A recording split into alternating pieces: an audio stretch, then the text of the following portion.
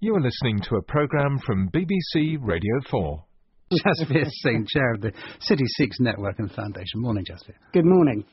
Earlier this week, Barack Obama made his first presidential visit to an American mosque. His speech touched on several important issues, but one thing which particularly stood out was his reference to distorted media portrayals in TV or film. He said that television shows should have some Muslim characters that are unrelated to national security, and went on to mention a time when there were no black people on TV. These comments come whilst the storm clouds continue to gather around the Oscars in 3 weeks' time. Not a single actor nominated for the awards are from black or ethnic minority backgrounds, and this has led to an outcry from celebrities and others from across the globe who see this as a failure to accurately reflect the modern world. As ever, social media has embraced the issue with a personalised hashtag, #OscarsSoWhite. This lack of diversity on the big and small screens has been around for a very long time. When I was younger, my family would get excited as soon as someone in a turban popped up on our TV. We'd rush into the living room and gather around the box, relishing every moment of screen time that our fellow Sikh was having, even if he was killed off in the first 5 minutes of the show. Our family wasn't the only one.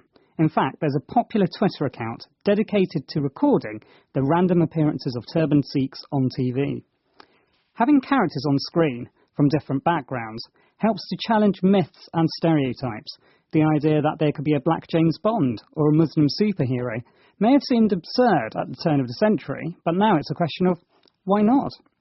Characters from specific faiths have already made their mark, with one example being the Masouds in EastEnders, who've helped shift views regarding British Muslims. Times have changed, and so have attitudes towards diversity. However, if we really want to challenge our worst preconceptions, then we need to start by getting to know people personally. We need a meeting of hearts and minds, not just remote controls and set-top boxes. It's one thing to see a Sikh character in a soap, but quite another to get to know your neighbour at work or work colleague better. Such personal interactions have a long-lasting impact on how we then view others from similar backgrounds. One of the most beautiful teachings from the last of the living Sikh gurus, Guru Gobind Singh, was to recognise the whole of humankind as one.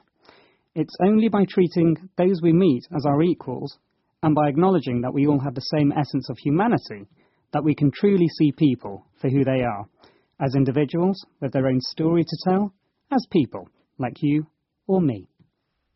That was Thought for the Day with Jasveer Singh, Chair of the City 6 Network and Foundation.